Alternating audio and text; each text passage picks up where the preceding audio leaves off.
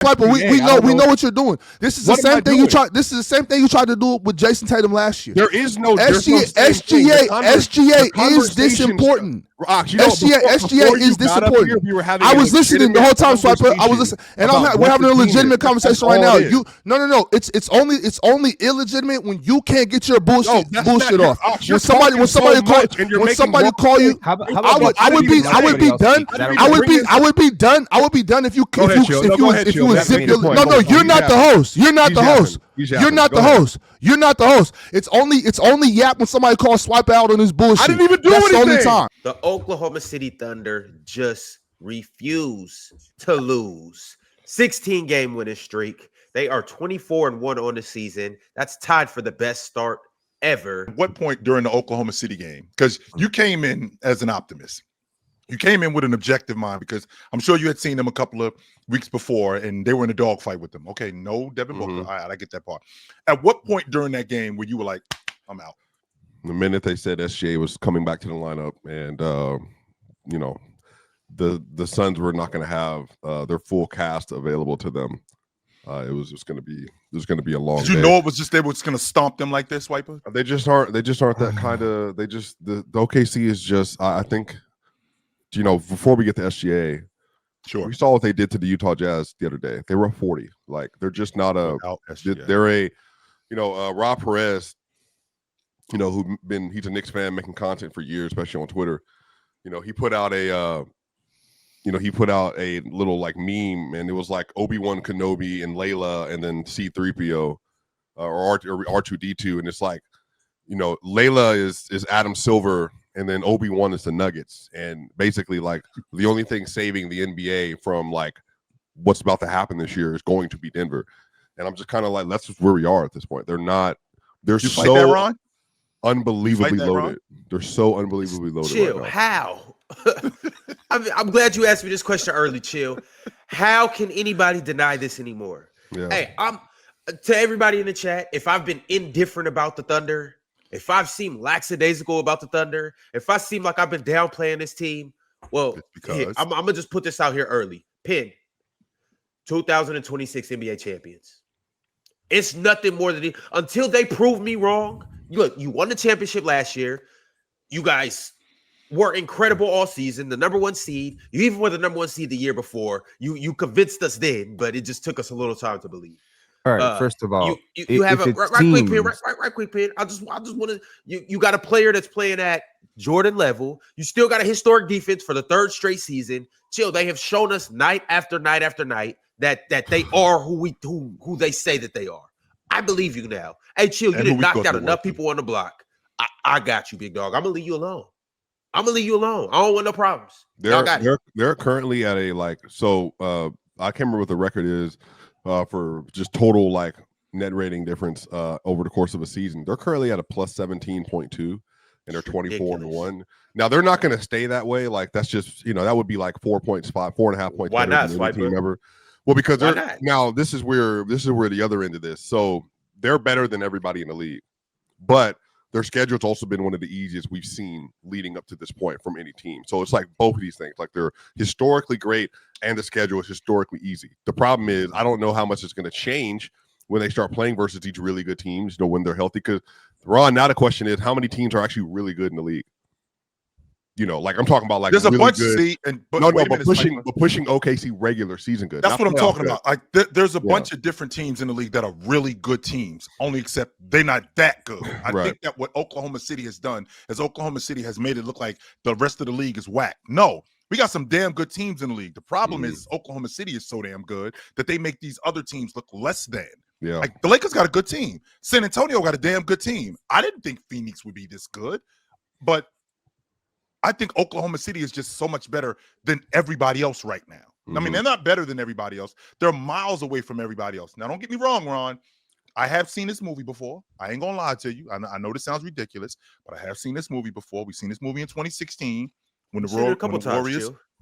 Yep, we've seen this movie in 2013 when the Heat ran off 27 straight games. We've seen this movie in 1996 when the Bulls won 5 games, they lose. They win 6 games, they lose. They win 12 straight, they lose. They win 18 straight, they lose.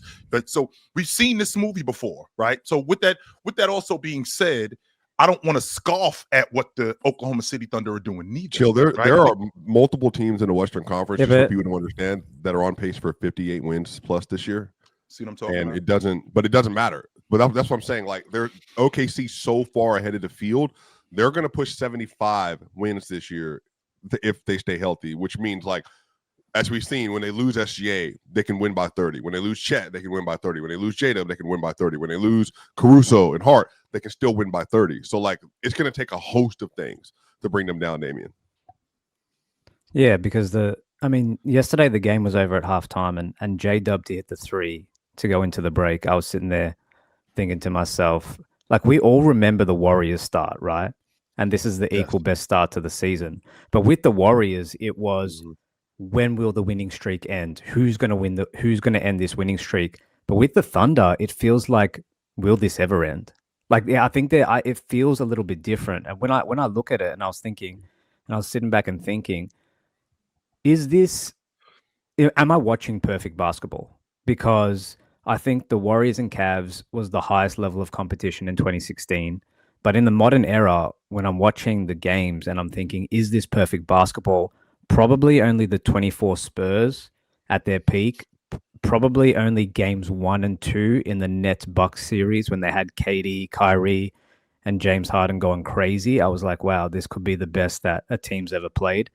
But for the Thunder, man, this could honestly be, like, is this the best basketball that's ever been played, especially in the regular season? I think they definitely have a legitimate argument for it.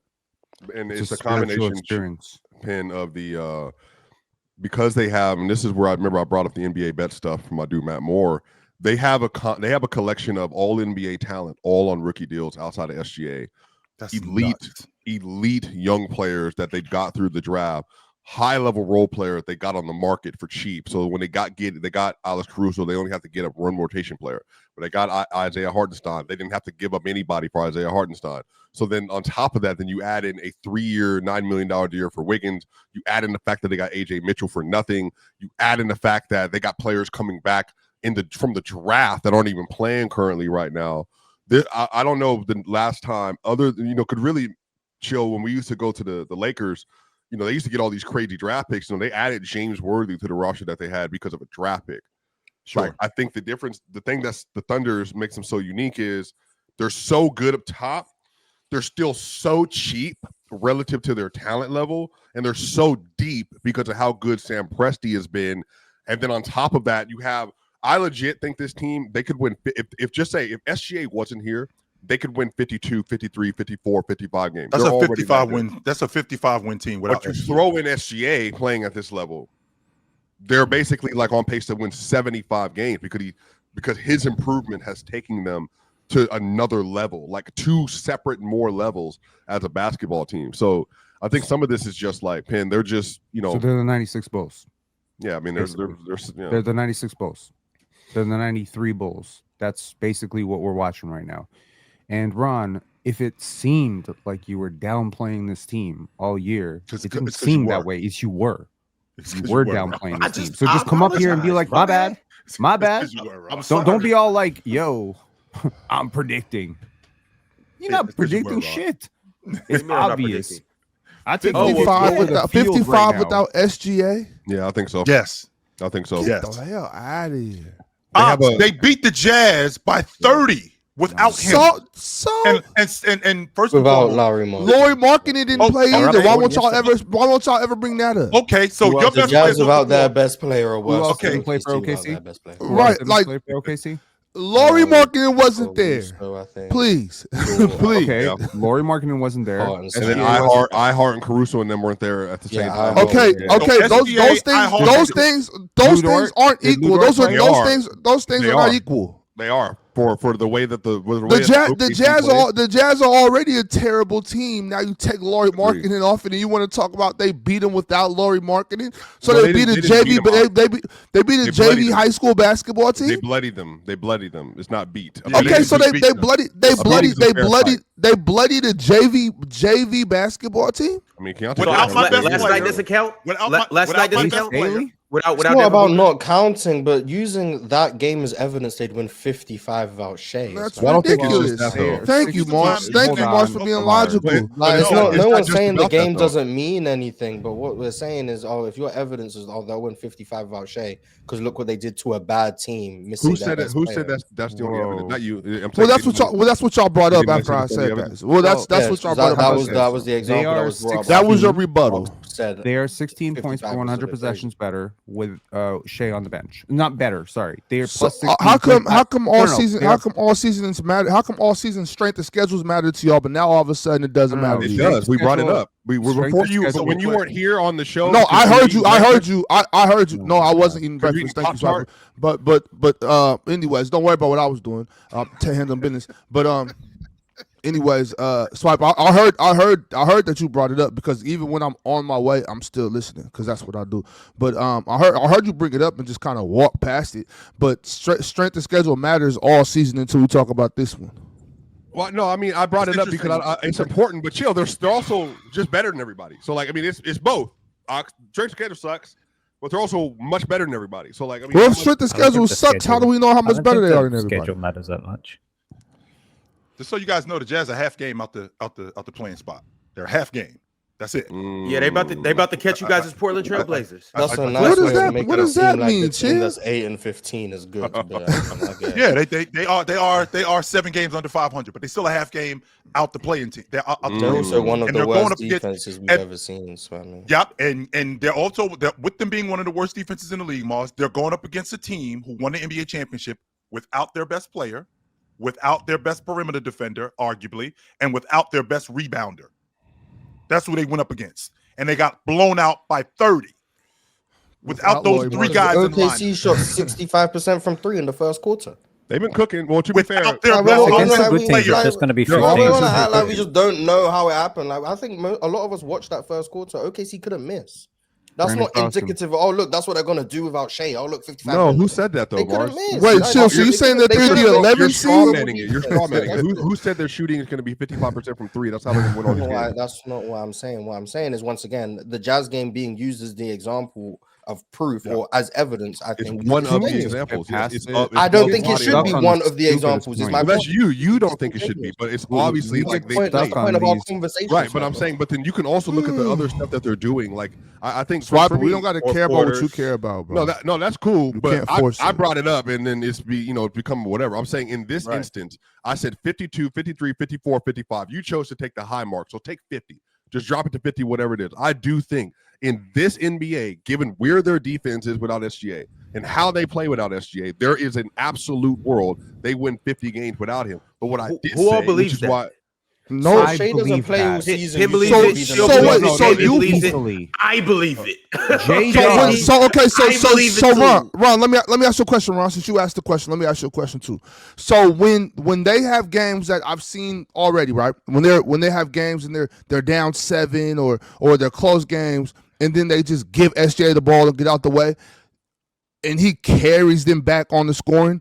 How are they going to do that without him? They lose. Agree. That's why you don't win. But how many fourth quarters has he sat? Those games is better without SGA. Damian, we can't do that because then they're going to try to say, "Oh, well, the other team's playing their garbage players too." So it's like instead of losing by 30, they're probably just losing by 15. Who's gonna score the basketball? The Celtics 8-0 without Tatum in 2 years ago when yes, and you brought that up every single day. But they were really good without Tatum though. Like they were, actually were.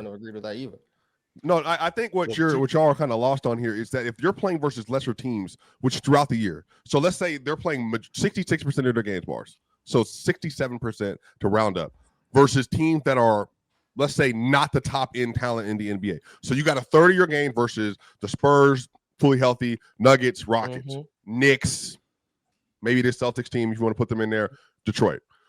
Take everyone else at the bottom. That team, I'm saying OKC is on par with the Magic, fully healthy. They're on par with the Cleveland Cavaliers. They're better than Cleveland right now, respectfully. The Cleveland's just not good. They're better than the Bulls. They're better than the Wizards. They're better than Portland. They're better than Sacramento. They're better than the Pelicans. What I'm saying is all of this stuff, like if you say without SGA, they still have more talent or better coach with an all-time great defense. I think that matters. what I'm saying is SGA, and I think Thunder fans can agree with this. He's the ceiling raider for this team because he's such a good offensive player. He puts them at a different stratosphere as a unit. They don't have that same kind of offensive structure without him. But defensively, and they still have a potent offense, defensively, they have so many solves that it becomes damn near impossible to deal with them on a fourth quarter, like quarter 1, quarter 2, quarter 3, quarter 4 with adjustments. That's my whole argument here. Is that I think they are good enough, but it's their defense that carries them. Go ahead. That just falls smooth off a cliff. You take SJ off that team. Respect other guys. There's nothing to look up, Swiper. You can't look that up. You can't possibly look it up. No, I'm talking. You can look up some per possession thing with the game, but I'm talking about an actual season without SGA. You know that those charts don't match you playing an actual season without your best scorer. That's just not how that works. How many teams are beating them? That's what I asked you. Swiper, I gave you the examples. I'll tell you in a second. Mm-hmm. But what I'm trying to say is you can't look at charts and say. And you can't base it off him not playing against the Jazz, and then say, well, this is how they play when he plays 3 quarters. Now look how good they are in the fourth quarter. That's how they will be without him during the season. That's just not how. That's not how any time. That's not how any sport works. I did. That's not. They're a plus. That's not. No. That's not how any sport works. You can't. No, it doesn't. You can't. That's fair. No, chill. You can't. You can't go. Wait. Hold on, Morris. You can't go. You can't go throughout a basketball game and talk about how they're playing in these 3 minutes when he's on the bench, these 3 minutes when he's on the bench, and then the fourth quarter when he doesn't play, and then say that's how it would look throughout the season. You know better than that, Swipe. But that's ridiculous. That wasn't even my point that I made, brother.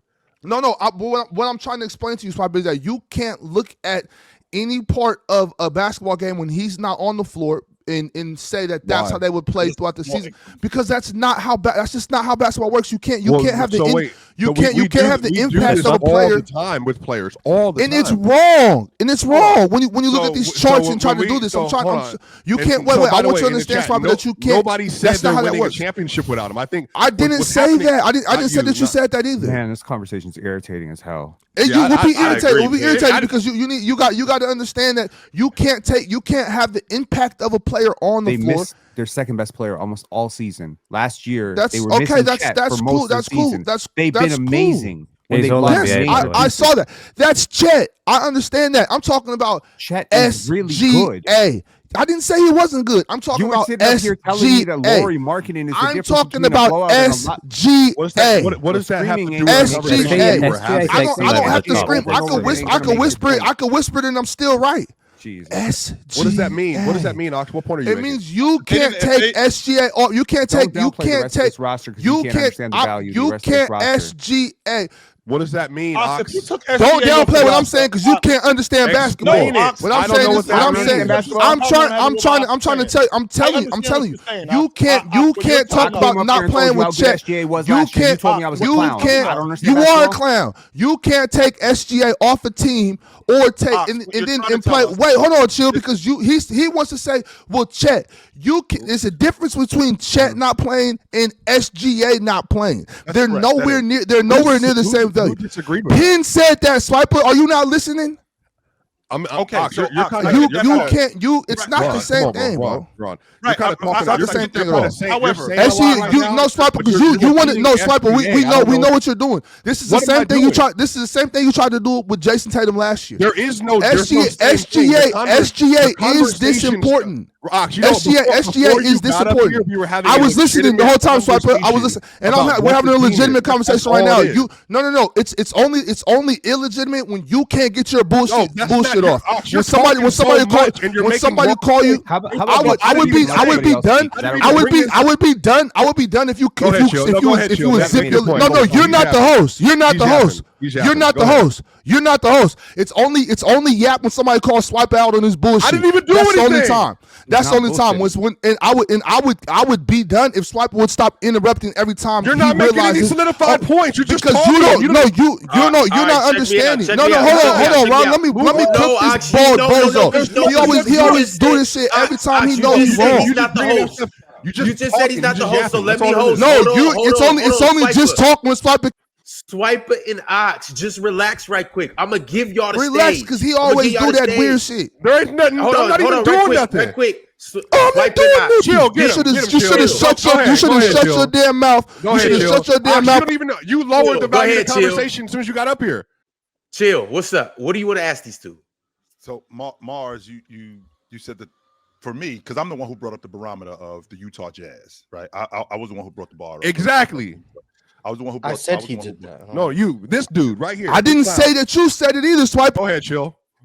So Mars, I was the one who brought. I was the one who brought the bar up of the Utah Jazz. So I'm thinking what I'm thinking is if SGA isn't on that crew, since this is where the conversation is moved, obviously without your best bucket getter and your best offensive player off the floor, we're gonna have to change the way that we play. And the Oklahoma City Thunder, with the personnel that they have, are good enough, very much like what happened in 1994 when Michael Jordan left the lineup. That personnel was good enough to change how we played because the system worked. With this unit right here, we're good enough that we have the personnel to change the way that we play. SGA adds something that other teams, with the exception of maybe Joker, SGA adds something that these other teams don't have, where he can increase what we already have. As good as we are, he makes us even better, right? I brought up the Utah Jazz because the Jazz are a lot better than what I thought that they were going to be this season. Sure, Mars, I think they're 7 games under 500, but I thought that they were going to be New Orleans bad this year. I thought that they were going to be Washington bad. They've been a lot more competitive. And with them being more competitive, for the Oklahoma City Thunder to go in there without their best player, I don't care who it is, but without your best player, without your best defender, and without your best rebounder, and completely bludgeon them. I mean, I think that says a lot about one. So did you think that the Celtics were going to win 47 plus games this year without Tatum?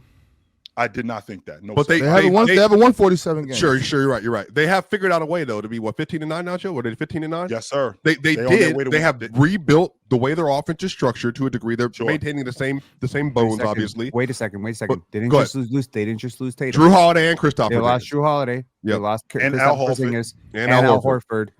But they added a very negative defender, in my opinion, in Anthony Simons, and then they replaced everything else with like role players. They got elevations from Josh Minot. They get elevations from. And they're on pace to win 51 games this year. Look, man, I just want to say this: like, I don't think this Thunder team starting lineup hasn't played a single minute yet. Not 1 minute together yet. That projected starting lineup has not played a single minute.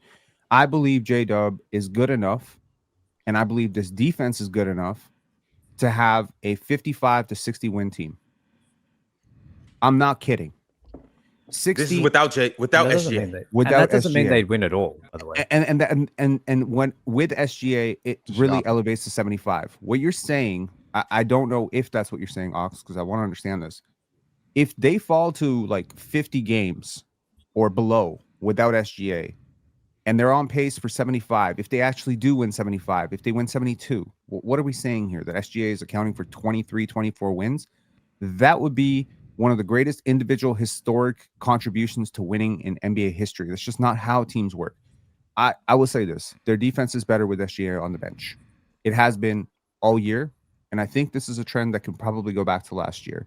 Cason Wallace is that dude. Cason Wallace is like, honestly, one of the top 5, 6, 7 defenders in the NBA. When I watch this guy play, to borrow a term from Damian, this shit is a spiritual experience, okay? It is perfect defense. OKC may not play perfect basketball. Cason Wallace is a borderline perfect guard defender. This dude does not make mistakes. He digs into the basketball. He makes you really uncomfortable. He forces insane number of turnovers. The shots that you think are open just aren't open with this guy. J-Dub is amazing. Chet is really good. Isaiah Hartenstein is a legit top 10 starting center. Chet is a legit top 5 starting power forward in the NBA. I think AJ Mitchell's ascension right now is really impressive, and they've got dudes on the deep rotation like Ousmane Dieng and Brandon Carlson that don't play a single minute, but Lord help you, they get into the game in the first quarter. Jay Will, Aaron Wiggins, Isaiah Joe. Dude, I was looking at this roster from 11, 1 to 12, 13, 14, 15, dude, man, in there. Blitzing the Suns. They would start. There are teams that are starting players that are worse than these dudes. Pin, how do you quantify how much a certain player adds to the like winning? How do you typically, when you look at a team, I'm a nerd, even if you just so that's how you quantify how many wins a guy's responsible for. Like let's say if a team wins 56 games, how do you go about quantifying how many games Jokic is responsible for? How many games James Harden's responsible for? How do you go about quantifying that? Just want to learn something today. Well, I mean, look, I would personally look at this team in the minutes that team plays, and then I would see when they don't play, and I would filter our garbage time. I would look at the numbers. I would trust my eye test. I would see if there's something materially different about how they play, who they play through when that player isn't on the court. I would look for replaceable skills. I would look for players on the bench. So say, for instance, Foxy misses a game for the Sacramento Kings, but y'all got Malik Monk, and he can do a little bit of a De'Aaron Fox impression in a pinch offensively, a little bit of one. He's a good half-court creator. He gets downhill. He has some good pull-up shooting. So he can do a little bit of that stuff, right? So can we aggregate it a little bit? Now, I think the thing is that when you have a dog like SGA, that feeds a lot of confidence into your play style too. So I do understand what you're saying.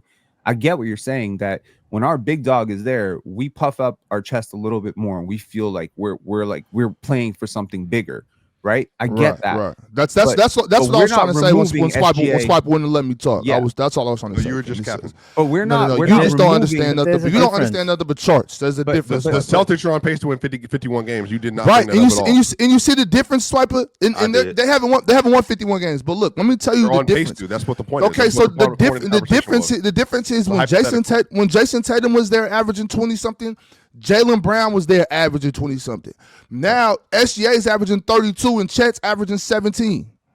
He's their next. There's a difference. Yeah, but J-Dub, I don't know. J-Dub just got here. But if SGA doesn't play a whole season, there's a difference though. But there's and AJ Mitchell will average 18 and J-Dub will average 24. Like they'll just make it up somewhere else. They can. And that's my point. They can. Okay, Ron. With J-Dub is averaging 17, and my bad, Chet's averaging 18. My bad. So what I'm saying is the difference is the other number one option that the Celtics had, they still have. What? Yeah, but in the finals. Yeah, but okay, Ox, doesn't it matter more what J-Dub did in the finals? I mean, he was dropping. Why would that average 40. More? No, but doesn't it matter more what he did in the finals than what he's doing in the 2 weeks since coming back from injury? What he did last season. What he did last season absolutely matters more. You can't just take just the finals. Okay, but cool. absolutely all last season. Yes. He was an all NBA guy. You won't get me to say anything negative about J-Dub. Like you're not gonna get me to do that. Okay. But what I'm saying is J-Dub isn't a number one scoring option. I don't believe so. But we have difference of opinion all the time, so no big deal. Yo, Damian, there's a difference as well between. Yeah, there's a difference between. So what Swap is saying, there's a difference between a 50-win team and a champion. Like there can be a lot of 50-win teams that don't necessarily, compete. But J-Dub, like you said, Penn, he's all NBA. He's all NBA defender as well. What is a situation where Chet has an expanded role look like? SGA not on the roster, they're obviously going to add another piece. So even if that's a role player, that's another productive role player potentially you're adding to J-Dub and Chet. I am honestly of the belief that if you gave J-Dub the offense and you had a preseason and a training camp and you built your offense around him, he could touch 30 points a game. He could be close to 30 points a game. Chet could continue to grow. He could be 25 and 12 with 4 blocks. Like I don't think it's crazy to think that this could be a 50-win team without Shai. You fight that, Moss? Because I've seen your eyes get big. You're the same dude that told me that Austin Reeves could average 34 a game if Luka was off the ball more. You don't think J-Dub could do what not what SGA is doing, but do you think he could do more if he would average more? Wasn't there? Sure. Just out of necessity, he'd average more. But do I think 30? Probably not, but maybe. I just wanted to know in this hypothetical, were we assuming that if Shai just didn't play this season, OKC would have won 55 games? This is and that was just a high mark. I think they win 50 games this year. So J-Dub would have missed the first 20 games of the year. I think they win 50 games with no SGA. No. You guys would have projected them with J-Dub got to be there. That's what I'm saying, Moss. He starts the season. He wasn't hurt. He starts the season and he's going to play the and entire then no one on the season, roster gets hurt the whole season. No. They can't get it. So in this hypothetical, there's no injuries for the rest of the roster. There are injuries. No. The conversation started off. It started off. What's more reasonable than what actually happens, which is J-Dub missing the first 20 games? It's all a hypothetical. The conversation started off about them being what they are. They're on pace to win 75. They start off giving SGA credit, like he raises them to a point where like they're unattainably good. On pace, that was the whole thing. Without J-Dub for the first 20 games. You said what? Without J-Dub for the first 20 games. Okay, well that's completely different. That's completely different. No, I'm not doing that, Mars. No, that's what it is. No, they were still very good in the non-SGA minutes without J-Dub too. The whole conversation was they have been elite is all season. Yes, they are. They literally are an unprecedented defense.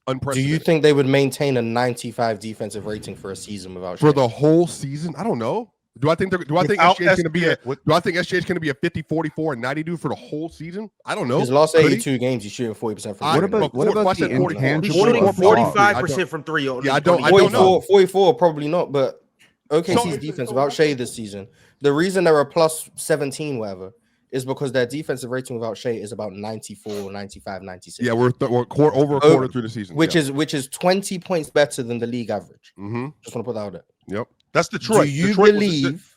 No team has come close to that. No, 94 is the equivalent of the raw defensive rating in the mid 2000s.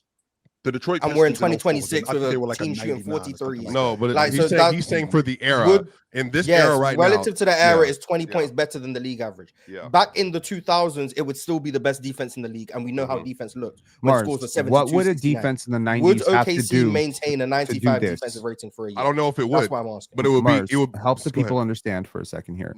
What wait, Rockets have to do? Keep going, Swiper. I don't know if it would, but Mars, I guess what I'm trying to leave room for is nuance. That's why I said 50 to 55. Because I don't want to just say 55. Penn said 55, 60. I don't believe that. 50 to 55, because I'm looking around the league margin saying who can contend with them, period, with SGA. Without SGA, I don't know how many teams are actually better than this team. Now you're asking, can they maintain a 94 defensive rating without SGA? I mean, that's like probably not. But Mars, here's the question now. They're at 103 right now, which is 7 points better than anybody else in the NBA. Do I think they could be a 103 throughout the season? Can they maintain that? Yes. Why not? Based on their defensive personnel, how they run their defense. And again, they run an extremely hyper-aggressive lineup where every single person that comes into that game, they have one job. That is to defend your tail off. And they swarm better than any team we have seen probably in the last 20 years. That's what makes them so great and so dominant. So if you're asking me if they maintain their identity, which is their team identity that SGA contributes to, as you saw yesterday, then I think they all then are still able to maintain a floor that nobody else can touch in the league. So the question becomes, Mars, very similar to how the opposite would be Denver. Denver's best engine is their offense. They have the greatest offense of all time currently. OKC's defense or engine is their defense. But then what puts them into these talks, Damian, 75 plus wins, is SGA is such a good offensive player at this point that they almost become untenable. But then the question becomes, how do you beat OKC? Because the question is, when SGA goes out of the game, you have to be able to keep them from scoring and do your best to not turn the damn ball over and score. That's how you have to beat them. Go ahead. Ron, I was looking at this from the standpoint of not what actually is going on, because when Swiper brought up the 55 wins, I wasn't thinking about missing J-Dub for 20 games. Okay, me too, Chill. Me too. If we're doing that, then I'm out. That's what's actually going on right now. Okay, so if we're doing that, no, they're not winning 55 games. Absolutely not. Because to lose your best player and to lose your most versatile defender and still to think in a bloodbath of a Western Conference that they can still win 55 games, no. I was doing this under the impression that J-Dub was playing the entire season. Chet was playing the entire season. We're going to switch up our offense. We're going to play differently on offense and defense, and the ball's going to move a little bit more. Let's be clear, Ron. They got 7 dudes in double figures, 7 of them. So those dudes would play more. Their roles would change. Things would be a lot different on defense and on offense for them. We got a dude that's averaging 30 a game. And I want to make sure that I don't veer too much into the box score. But this guy is very important to what we're doing offensively overall. If we take him out of the lineup, Ron, now what we're doing is we're giving more responsibility to other people who can do it, like Mitchell, for example. Right? So I think that those guys' level of play would increase. But Mars, if you're telling me that J-Dub is out of the lineup for 20 games, no, I don't think that they can win 55 games. Two very critical. So you got to also remember how much easier he makes it for those dudes to score. So how much easier does other guys get when he's out there averaging 33 and 7? How much easier it is for those guys to score when he's attracting the defense and all that. Like, that matters a lot too. What's OKC's points per game? How many points do they score per game? OKC is at the top of the league right now. 123.6. That's 123. Okay, so let's say that they score 20 points less and they score 103. That's at the bottom of the league. Okay, chill. But their defense is at the top. That's how it works. But I'm not saying that's how it works. I know, obviously, I know that's not. Obviously, I know that's not how it works. But I'm saying, let's say their offense falls off a cliff.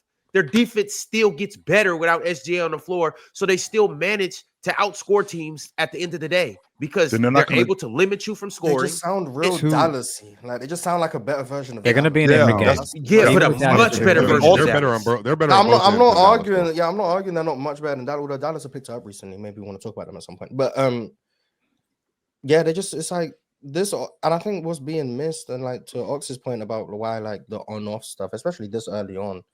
Like the lineups that OKC are allowed to put out because Shai can play with anyone on the roster and make those lineups tenable, they no longer exist. You can't just have Shai with a bunch of bench guys and then win those minutes by 20 because you can then you can run up J-Dub, Chet, iHeart, Caruso and call that the bench unit. Like, no, you don't get to do that in the non-Shai minutes anymore because you have to now stagger J-Dub and Chet because you have to try and make all your lineups tenable, which is going to tank your offense and your defense. We already know the offense without Shai is not good. I think they're like 3 points below league average offensively without Shai, and that's with Shai spearheading offense, playing with a bunch of bench units. You now have to put J-Dub out there either with bench units, or you have to try and mismatch lineups that don't make as much sense. You're going to have to play Aaron Wiggins more to get offense. You're going to have to play Isaiah Joe more to get offense, which is going to compromise your defense. Like the things you're going to have to. Shai makes so much of this work because he is a one-man offense that now is being used against him. So I'm not saying you guys are calling Shai less valuable, but generally speaking, outside of the sphere of PC, it gets used against him that OKC are so good without Shai on the floor, and it ignores the fact that OKC pretty much play exclusively their starters when Shai's not on the floor. Like, it ignores that concept. And if Shai's not on the court for all 48 minutes of every game, you can't do that. You can't play your best lineups exclusively in the minutes that Shai's not playing. You're going to have to play lesser lineups, and that's going to hurt the team in more ways than just, their offense falls off a bit. Their defense is also going to have to fall off because you're going to need scoring from somewhere. Not to mention, if your offense is worse, you're going to turn the ball over more, which means you're going to defend in transition more. Not to mention you're going to miss more shots, which means you're going to defend in transition more. If your offense is worse, your defense is going to be worse, which is why the 95 defensive rating they currently have without Shai, I think we all know is not tenable. That's not going to maintain. And if it does maintain, this is not only the best defense we've ever seen, this is the best defense that is possible to ever exist. That's how, and if you think that's the case, then sure, maybe.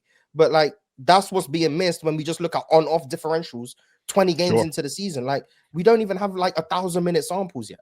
Like, there's nothing to go off right now. Arguably, their best defender has not played. Really, like one of their best defenders has barely been healthy. Okay. Right? We can agree that J-Dub is amazing. J-Dub shored down center for them last year. Look, there's a lot of stuff that's being missed here. Number one, their defenders are able to defend as well as they're able to defend because they're able to save their legs so much because Shai does so much offensively. I think that's part of it that has to be accounted for. Number two, there's a reason why we haven't seen a repeat champion in 6 years, and it's hard to repeat. This is a team that's also coming off a deep finals run. They played later than anybody that's actually good this year because Indiana is not good this year. Okay. So among teams that are competing right now, they are the ones that went deepest. They worked hard in the offseason. They're back at it. And according to Brad Stevens, they approached this season like they lost in the second round, not like they won a championship, and they're playing like it. This is a team that is super hungry. And I will say this, when Shai is not out, I don't think they get the same respect from the opposing team.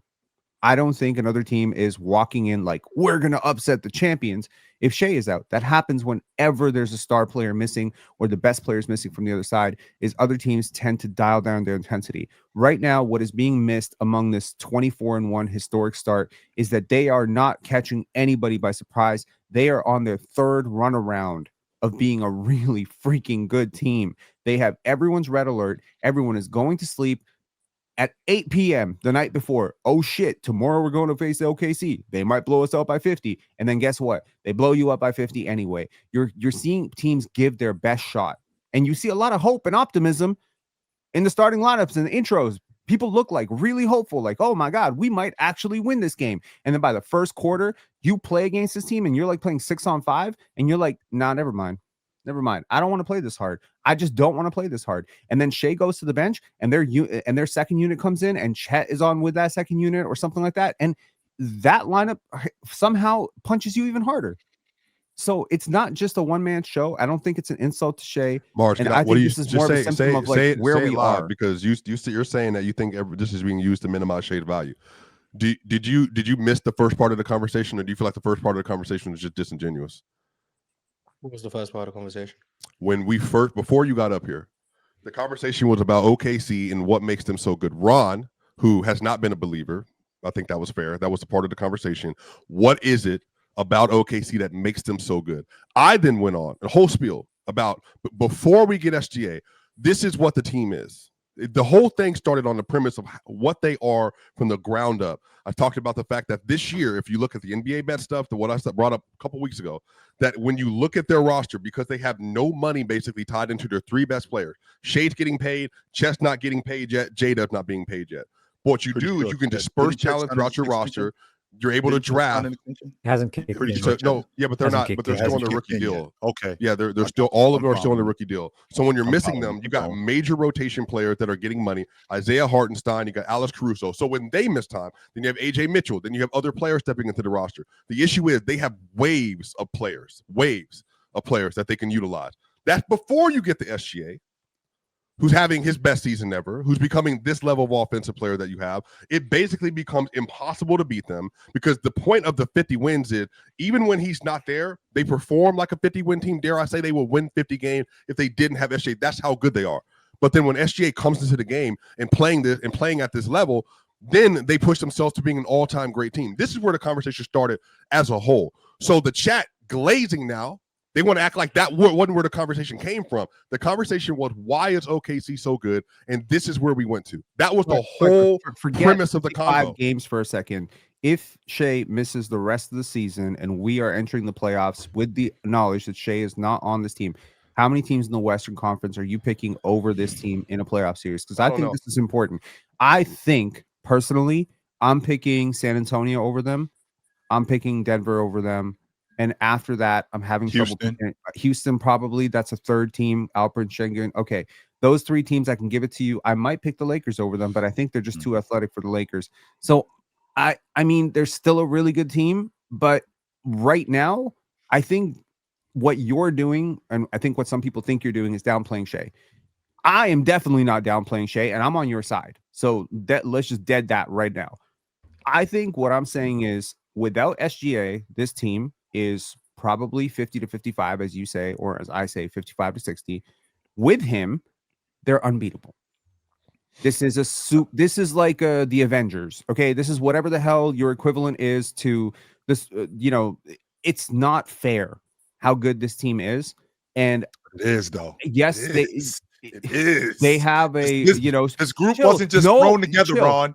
This group wasn't just thrown together by their last 2 first-round picks aren't even playing. They doing it the correct is not way. Playing. Sorber is not playing. Most teams cannot withstand that type of just dead weight on their salary and just be amazingly okay anyway. Correct way. I'm not going to say. And those dudes would be playing. That's the crazy part. Those dudes would be playing. Sorber would be playing right now. I want to say that I think it's been put together. Go ahead. I'm sorry. I was just going to say, I think that I take Ox's and Mars's point in terms of, I think any team in the league struggles when your best player is removed, right? And if we're talking about removed completely, I think OKC would have to shift a lot of things. I think that's undeniable. But I also think it's true that when you have definitely one All-NBA guy and 2 All-NBA caliber defenders with the best defense that maybe we've ever seen, I don't think it's a stretch to say this could be a 50-win team. I'm very comfortable in saying that. Like, I don't think it's necessarily a hot take. That's why I brought up. Like, for instance, guys, right, quick. We'll circle back around to this conversation. This is what makes the panel, because how we got here, I would have never assumed that we would have got to the point where on this episode where we were debating whether the OKC Thunder would win 50 games without Shai. But at the space that they're in right now, 24-1. 24-1. How dare you disagree with me? Oh my God! Listen, man, use your Oxen ears. Swiper, come on, dog. All right, we done. But like, these guys are so good that it's like we're now having this conversation. Without Shai, how good would they be? Which is in and of itself, it's like it just shows just how good these guys are. It's the panel. Religion get built on cam. Where the chat throw smoke and the host go ham. You ain't never seen hoops all hit the raw. Every take got weight, every night we drop. This that barbershop. Courtside, worldwide tone. Welcome to the only show that really feel like numbers jumping like the score.